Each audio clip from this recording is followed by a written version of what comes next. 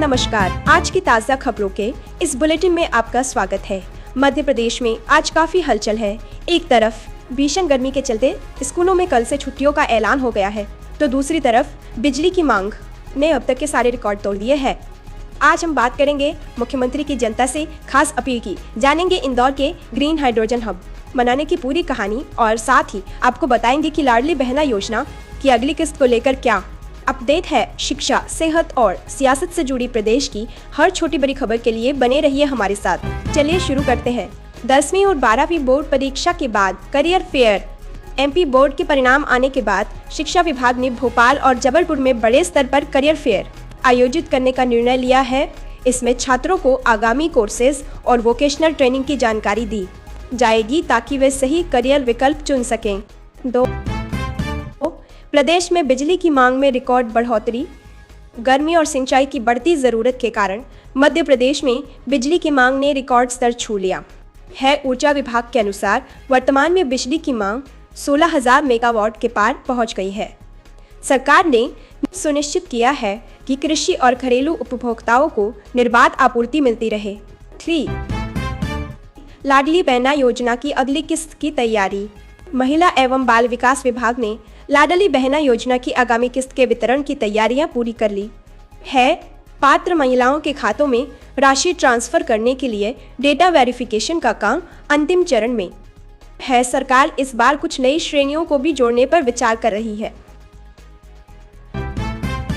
4. अक्षय तृतीया का महापर्व और महाकाल में विशेष पूजन।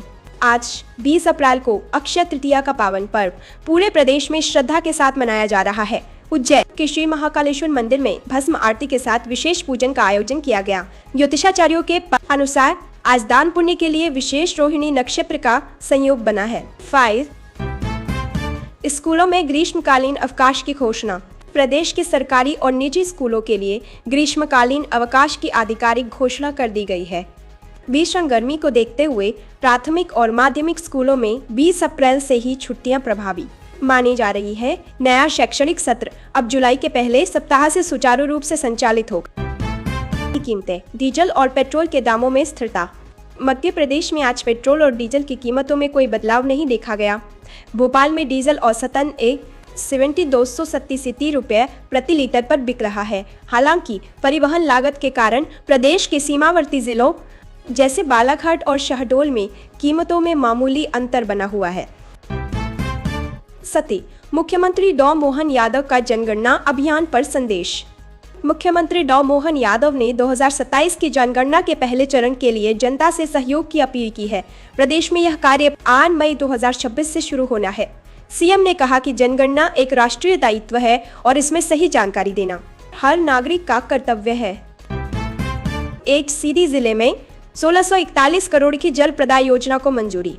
प्रदेश सरकार ने सीधी जिले के लिए एक बड़ी जल परियोजना को हरी झंडी दी है, 1641 करोड़ रुपए की। इस समूह जल प्रदाय योजना से जिले की लगभग 9.77 लाख आबादी को नल के जरिए शुद्ध पेयजल उपलब्ध होगा। इससे ग्रामीण क्षेत्रों में पानी की किल्लत पूरी तरह खत्म हो जाएगी। भीषण गर्मी का अलर्ट। ग्वालियर चंबल में पारा 43°C के पारों। मध्य प्रदेश के कई जिलों में गर्मी ने रौद्र रूप धारण कर लिया है। मौसम विभाग ने ग्वालियर, चंबल और बुंदेलखंड संभागों में हीट वेव का ऑरेंज अलर्ट जारी किया है। भोपाल और इंदौर में भी तापमान 40 डिग्री सेल्सियस से ऊपर दर्ज किया गया है। 10. उच्च शिक्षा विभाग का फैसला। हर कॉलेज में काउंसलर।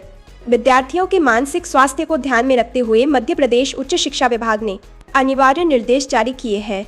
अब प्रदेश के हर सरकारी और निजी कॉलेज में प्रोफेशनल काउंसलर नियुक्त किए जाएंगे।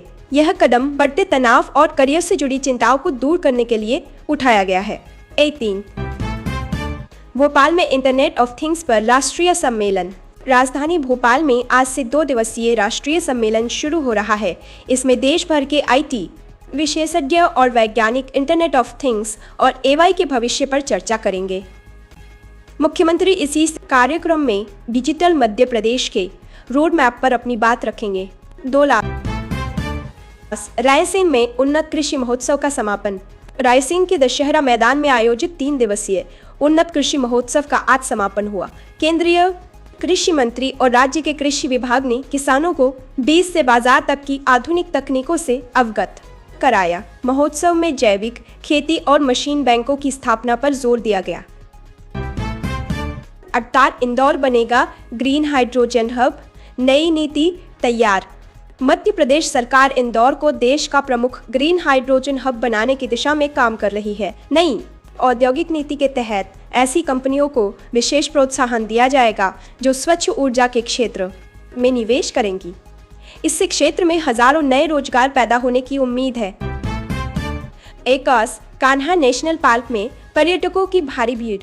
एकासदार गर्मी की छुट्टियों की शुरुआत होते ही कान्हा, बांधवगढ़ और पेंच नेशनल पार्क में पर्यटकों की संख्या तेजी से बढ़ी है। अक्षय तृतीया की छुट्टी के चलते आज सफारी की बुकिंग फुल रही।